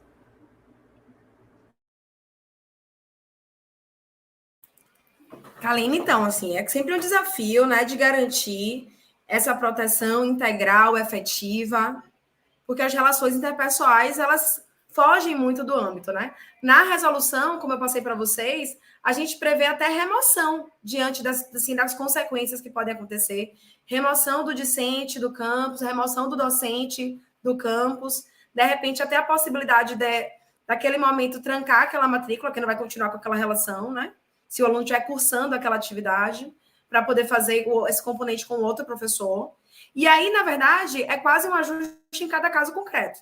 A gente não consegue uma resposta única, mas o que a gente tem hoje é de pensar nas implicações e o que pode ser feito para realmente, né? Alguém falou que cortar o mal pela raiz, mas assim, em conseguir reduzir o máximo de dano. Sem dano, eu acho que nunca vai conseguir, né? A gente tenta uma redução mesmo de dano. O dano está lá, instalado. Mas a gente tem essas possibilidades previstas na resolução de remoção, né? E trancamento da disciplina para a gente conseguir moldar aquela situação enquanto não resolve o procedimento, que pode durar um tempo. Eu acho interessante também, né, André, na sua fala, que é um desafio, na verdade. E partindo para a psicologia, né, quando acontecem essas situações, isso fragiliza muito a pessoa, né? Então, ela se sente muito, muito mal, né? Então, acredito também que se a gente fortalecer aquele indivíduo, né, psicologicamente, isso pode fazer com que as situações possam acontecer, só que a pessoa ela não vai dar tanto crédito, não vai dar tanta importância para essas retaliações, né? Então, fazer esse trabalho, né, esse preparo psicológico, né, com a pessoa, a ponto de o problema vai existir, a situação vai acontecer. Só que a minha maneira de lidar com a situação, a minha maneira de valorizar aquela situação, já não vai ser mais daquela forma. Então, já não vai me afetar tanto mais. Eu acredito que isso também poderia ser algo bem interessante que a gente poderia pensar e amadurecer. Sim, eu penso também. Eu acho que é uma forma de evitar, de oferecer segurança à vítima, oferecer acolhimento, né? Alguma forma de apoio psicológico e tal, para que ela possa se sentir até à vontade para conversar, se está continuando, né? A forma como o assediador está agindo com ela após a ciência da denúncia. Eu acho que é importante manter o canal de comunicação aberto após a primeira denúncia. Isso no caso, né? Que a pessoa se identificar e não enfim, você colocou aí várias opções, não tem algumas que pode ser anônima, a pessoa não se identificar, nesses casos não teria como, mas acho que nos outros casos tem essa oportunidade de tentar acolher, para que as pessoas se sintam à vontade para fazer as denúncias e prosseguir com a situação. Eu queria só fazer um comentário. Duas coisas importantes, né? Primeiro, assim, uma coisa que a Euronilson trouxe, que tem uma coisa complicada no assédio, e aí no assédio moral, assédio sexual termina não tendo essa discussão, mas assédio moral, porque tem um leque muito variado, né, de graus. Alguém colocou aqui no chat sobre a questão de se a pessoa, se a vítima exagerou. Pô, a gente tem um nível que é desde um assédio moral, de uma situação menos delicada, até uma situação que teve implicação muito maior. Então, daí já começa a delicadeza da situação e da dificuldade de entender qual foi a extensão daquele dano. E aí a importância da equipe multidisciplinar. Porque esse acolhimento, inclusive, que é feito por uma pessoa da área jurídica, não é feito com a técnica necessária que uma pessoa da área de psicologia vai ter para esse acolhimento, né? Então, assim, o cuidado que a gente também busca, né, e a ideia dessa comissão permanente é que tenha uma pessoa do serviço de psicologia, é justamente pensando nisso, porque como fazer esse acolhimento com técnica esperada, sendo que esse acolhimento vai acontecer por uma pessoa que não se formou para isso, né? Então, a gente também tem se preocupado com essa ideia de como acolher quando a vítima está se identificando, né? Para que também aconteça de uma maneira que, de fato, seja eficaz. É claro que a gente vem na maior das intenções, mas boa intenção e técnica são coisas completamente diferentes, né? A forma que um psicólogo vai acolher uma pessoa é completamente diferente. A forma técnica que você vai trazer. Era isso aí que eu queria trazer, sabe? Temos algumas psicólogas dentro da UFOB, servidoras. Quando acontecem esses casos, a UFOB passam para elas para fazer algum acompanhamento? Tem alguma forma disso dentro da universidade? O que acontece? Com essa aprovação da resolução, a gente tem esse novo fluxo, né? E o fluxo é receber a denúncia, e a denúncia normalmente a gente recebe pelo Fala BR, e encaminhar para a comissão. Ainda não temos a instalação da comissão, mas esse é o novo fluxo proposto.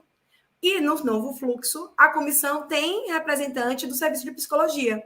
Então, a nossa espera é que aconteça acolhimento pelo serviço, para que assim seja acolhimento técnico, né, que funcione e que tenha maior implicação.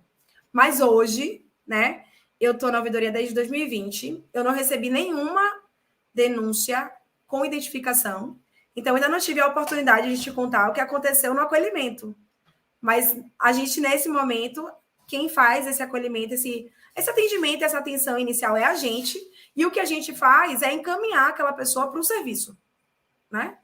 Mas o que a gente espera é que, de repente, o primeiro acolhimento mesmo já seja com a pessoa da psicologia, para ter esse viés técnico nesse atendimento. Eu tenho um questionamento, tanto um questionamento quanto uma observação. As questões da punição diante da universidade, ela tem a ver com afastamento, não, advertência, tem a questão do afastamento e até o desligamento, caso seja comprovado. Mas pelo que eu observo, não tem nenhum tipo de setor que faça com que esse assediador, no caso o docente, ele passe por algum tipo de requalificação ou algo parecido, visto que a maioria dos professores, pelo menos aqui na rede da UFOB-LEM, são todos muito bem graduados, doutores, mestres, doutores, para poder dar aula. Mas a gente vê que praticamente nenhum tem uma questão pedagógica ou de tato com alunos. Então, eu acredito que, tipo assim, tanto a advertência deveria ter uma obrigatoriedade dessa pessoa que assediou, de passar por uma requalificação, principalmente para aprender a lidar com certas questões dentro de sala de aula. Porque a gente acredita, tanto aluno quanto docente, que esse tipo de comentário é normal, mas não é. E já vem existindo há muito tempo dentro da universidade. E eu vejo que a universidade ela não tem esse tipo de requalificação pedagógica diante dos professores, porque eu sei que todo semestre tem uma avaliação, não uma avaliação desse tipo, tem uma avaliação do semestre e você avalia seus professores, onde você pode falar o que você achou, qual é a forma pedagógica, como esse professor utiliza de provas, esse tipo de coisa.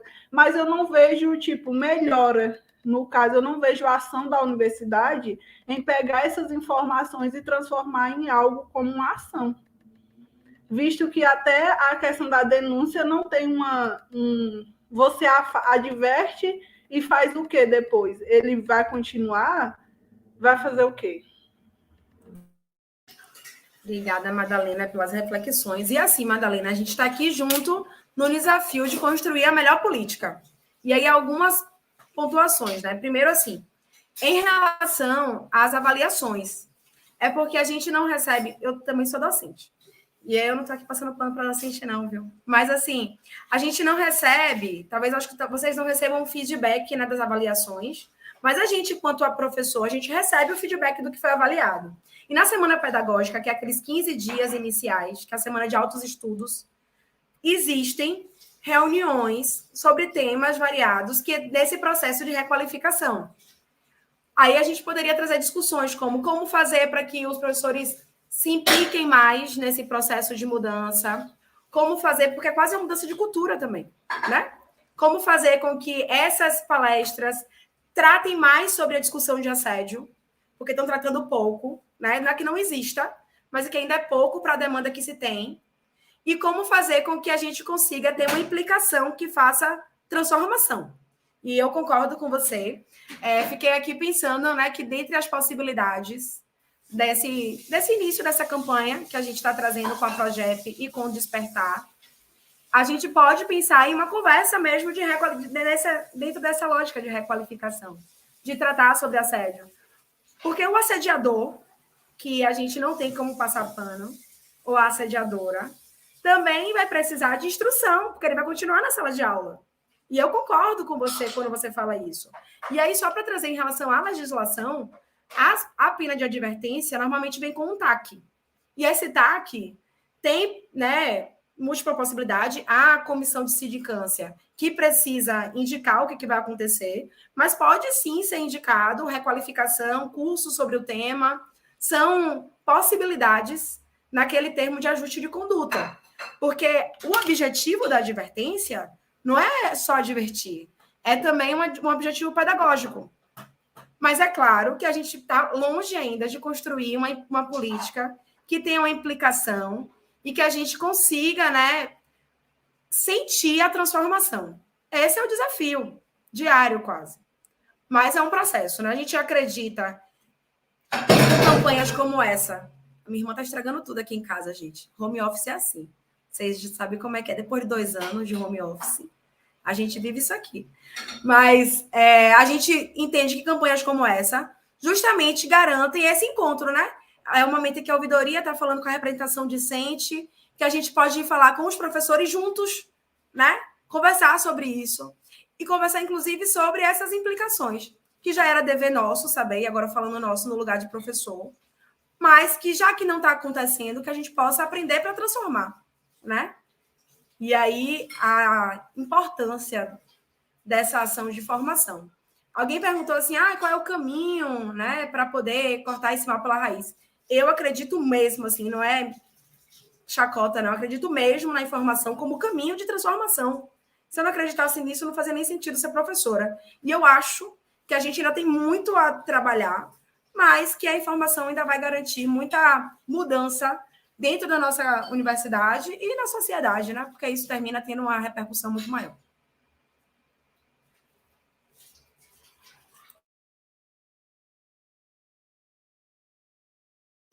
Eu penso da mesma forma também. Eu acredito que a educação, a instrução, o conhecimento é o caminho, né? Tinha uma pergunta aqui, como cortar a assédio pela raiz? Eu acho que é impossível a gente criar uma ferramenta social que vai cortar o assédio pela raiz. A gente pode começar de algumas formas, né? A primeira, na minha educação, na minha opinião, é sempre a educação, a instrução. Tanto dos assediadores, para que eles entendam, olha, isso é assédio, olha, essa conduta não é bacana, olha, essa conduta não é respeitosa.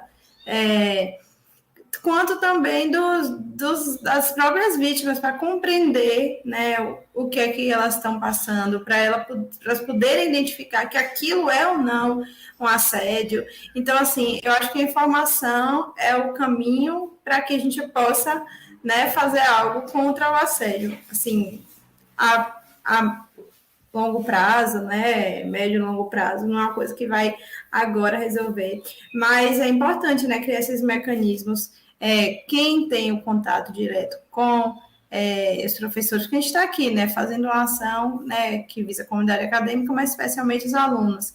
Seria importante também fazer uma ação dessa para os professores. Eu não sei como funciona na UFOB, eu era líder da minha turma, na UNEB, e eu participava das reuniões de colegiado, que tinham sempre, né, lá. E sempre que tinha alguma questão, assim, da minha turma, ou das outras turmas que eu sabia, eu levava nesses momentos. Mesmo que não fosse minha, mas que fosse de alguém que, né, chegasse até mim, de alguma forma eu levava, porque era o momento que eu tinha de falar ali para todos os professores, para eles terem conhecimento daquela situação e terem conhecimento de que a gente enquanto alunos, né, quando eu era aluna, a gente estava junto e a gente não ia deixar essas coisas passarem.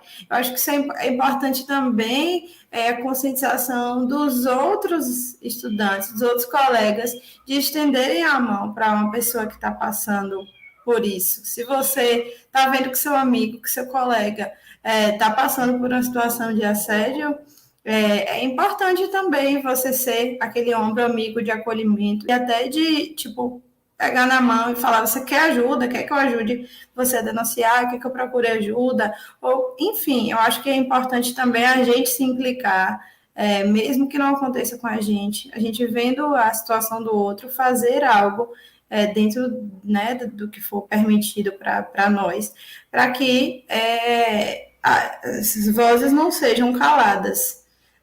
Não fique por isso mesmo, não seja mais ainda naturalizado, porque acho que o grande problema do assédio moral é a naturalização. Você chega na universidade e aí os veteranos já falam, esse professor é assim, assim e assado, acontece assim a vida inteira. Então você entra ali, você naturaliza, você normaliza, você acha que, pronto, se aconteceu a vida inteira, vai continuar acontecendo comigo e é sobre isso que eu vou ter que aguentar. E, na verdade, não. Quando eu cheguei na universidade, na UNEB, quando eu estudava, eu vi várias situações assim, e assim, mas isso é uma questão, né, minha. Eu, naquele momento, eu consegui olhar para aquela situação e ver, não, isso daqui não está certo. Não é porque a vida toda foi assim que tem que ser assim agora. A gente vai correr atrás, denunciar do jeito que puder, se unir enquanto estudantes também, enquanto turma, para fazer algo.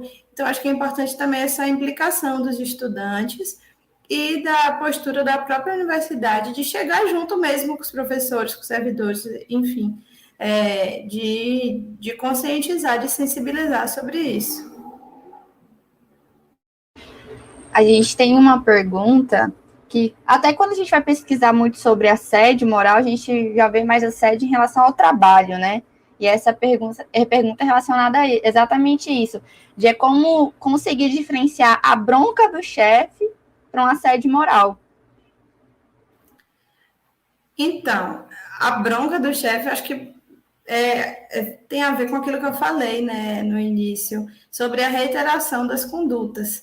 Então, uma bronca, uma situação isolada, uma situação que aconteceu uma vez, não se repetiu, ela não pode ser caracterizada como assédio, né? O assédio, ele também tem que ter a intencionalidade daquele agente, daquele agressor, e, para além disso, a reiteração das condutas.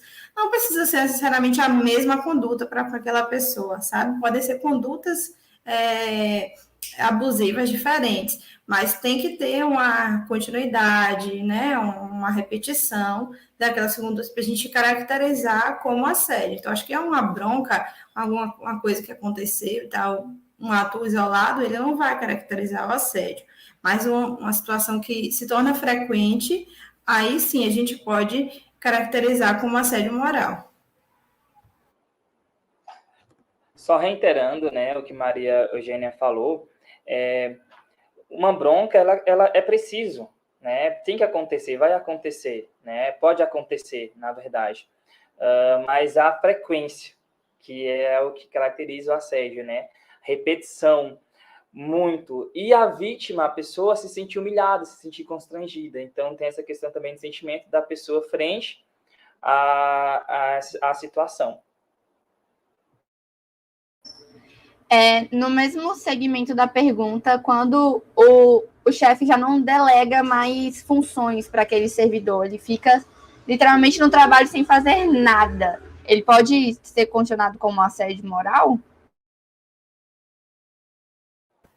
Eu não sei dizer assim, na verdade, eu não consegui compreender essa situação assim, à primeira vista, como assédio moral, porque eu não consigo ver assim, genericamente, né? Pode ser que no caso concreto, aliado a outras questões, isso se configure. Mas a priori, né, falta aí a questão da humilhação, né? Ou da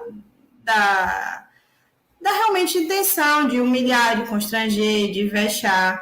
Aí a gente pode, né, associar com outras questões dentro dessa relação de trabalho que podem juntas caracterizar o assédio moral. Mas eu acho que esse fato, por si só, isolado, não, a priori, né, olhando genericamente, não caracterizaria, assim, um assédio moral. Eu acredito que a pergunta da Kaline seja sobre você isolar um servidor de suas funções e aí fazer com que esse servidor ele não consiga mais participar do próprio trabalho. Então, isso seria caracterizado como um assédio moral? Agora eu entendi, porque da forma que ela falou não tinha compreendido, mas essa situação pode sim se caracterizar, porque é uma forma também, né, de levar a pessoa ao vexatório, né, de fazer com que ela não possa exercer as suas atividades de forma natural naquele ambiente. Então, é uma situação que pode sim levar a danos psíquicos para a pessoa. Aí o doutor Aranias pode falar melhor, mas nesse caso aí que você explicou agora, eu acho que faz sentido caracterizar. Eu queria só aproveitar e pontuar também que no caso entre servidores, né, a gente está falando desse assédio organizacional, ainda cabe fazer denúncia ao Ministério Público do Trabalho, que aí vai ter tanto uma frente coletiva como individual. Eu falei, né, que em 2021 a gente fez palestra sobre o tema, que foi a nossa primeira frente. Indico a palestra da promotora Claís Gunça, que está disponível no YouTube, se eu não me engano, da própria universidade, da própria UFOB. Eu acho que está, mas se vocês colocarem Claís Gunça, assédio moral organizacional, é uma palestra muito importante e a gente fez esse recorte justamente quando o assédio acontece hierarquicamente entre servidores, né? E nesse ambiente de trabalho. Eu queria aproveitar, né, eu não sei se vou mudar de tema, não sei se alguém mais quer falar sobre o tema, sobre essa discussão do trabalho. Pode continuar, professora. O Leonício quer falar. Não, é sobre essa pergunta, né, que foi colocada aí, que a gente estava conversando, até que ponto, né, é assédio moral ou não, mas partindo do princípio de que existe também aquela comunicação não verbal, né, não precisa falar alguma coisa para eu me sentir, por exemplo, humilhado, constrangido, incompetente. Então, quando isso acontece, a pessoa ela pode entender, né, que ela não está sendo delegada, não está sendo utilizada ali, né, está sendo excluída, e isso fazer com que reforce o pensamento, a ideia de que ela é incompetente, de que não cabe ela ali, né, de que as pessoas estão percebendo isso, né, que eu estou aqui, eu sou funcionário, eu sou aluno, eu sou professor, eu estou sem fazer nada aqui, como assim? Né? Então, acredito que poderia, alinhado, né, a outras questões, poderia também, talvez, caracterizar, sim, como assédio, né, como Maria Eugênia colocou, alinhado a outras coisas.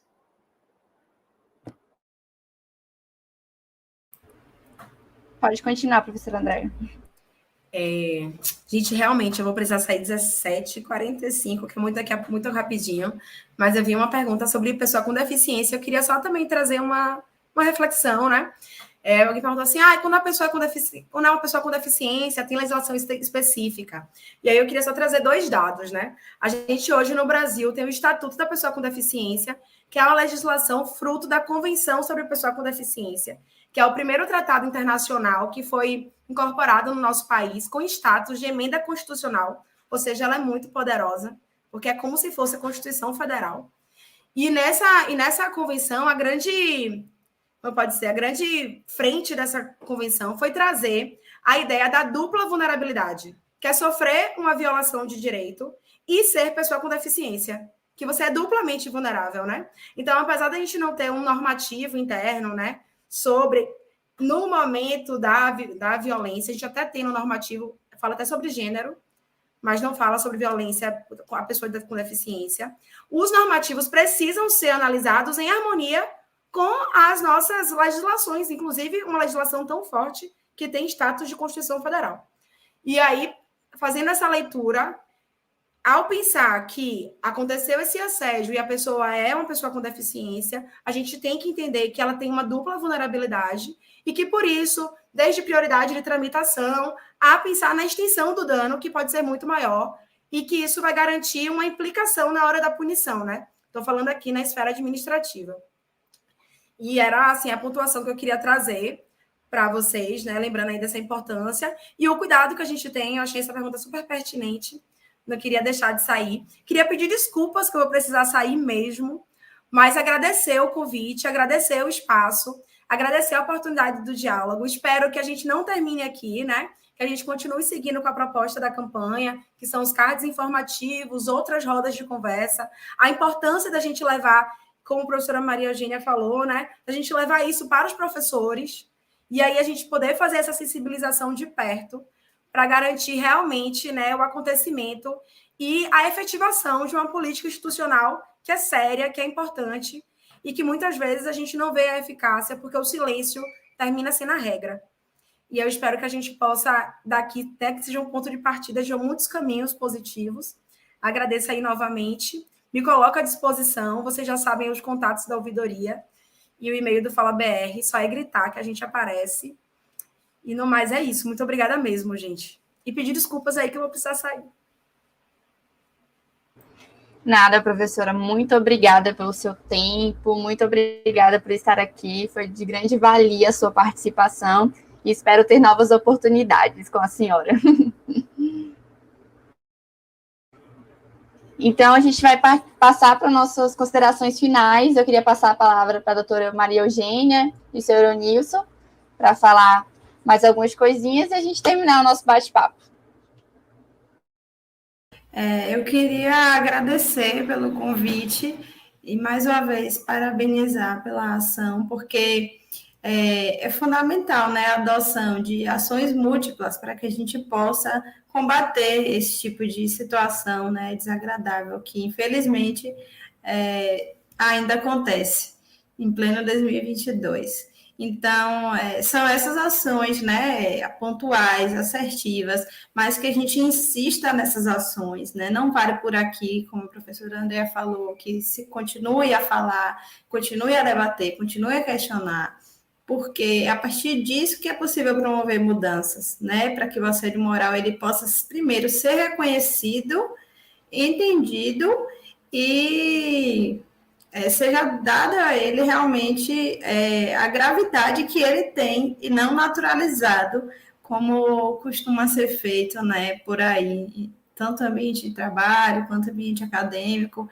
Então, são ações como essas que fazem a gente despertar para isso. E é isso, eu acho que estão de parabéns por propor esse tema, por propor esse debate, e agradeço muito pelo convite. Espero voltar mais vezes. Obrigada. Doutor Nilson. Sim. Então, eu também agradeço, né, o convite.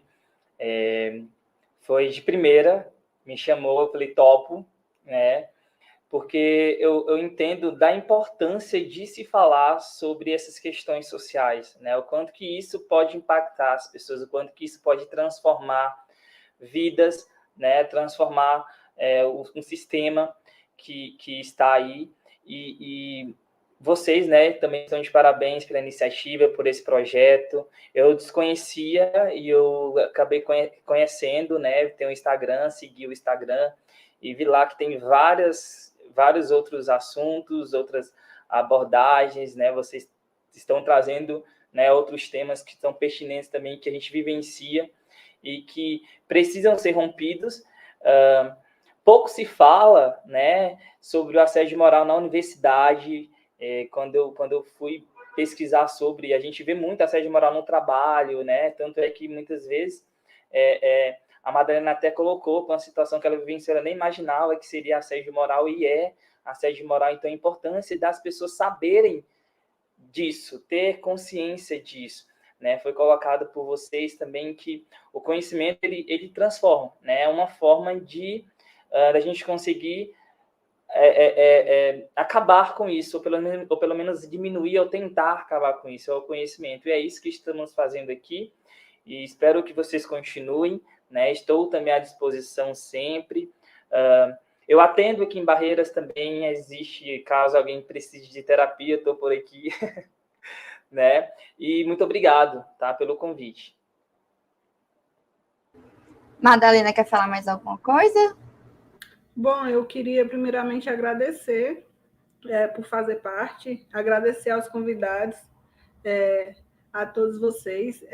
Como já foi dito aqui, como lidar com isso, como eliminar o assédio pela raiz, realmente é a informação, é a educação e instrução, e o despertar com esse tema, ele traz isso para poder debater sobre, e eu espero que continue debatendo e transformando em novas ações. Então, gostaria de agradecer pela participação de todos e também agradecer por estar participando aqui. Então, obrigada, gente. Obrigada, doutora Eugênia, doutora Maria Eugênia, doutora Eronilson, meu Deus, pelo convite, pelo tempo de vocês. Eu amei participar dessa live, foi de grande valia. Abriu muito os meus horizontes para várias coisas que não me questionava, agora estou me questionando. Espero que todos os nossos ouvintes também tenham recebido o mesmo gostinho de saber mais, de lutar mais pela gente e tudo mais que eu tive hoje. E é isso. Até a próxima. Espero que tenha mais e com certeza iremos falar com vocês. Sigam o Despertar no Instagram, no Facebook. Também estamos no YouTube. Siga o nosso canal. E é isso, gente. Obrigada.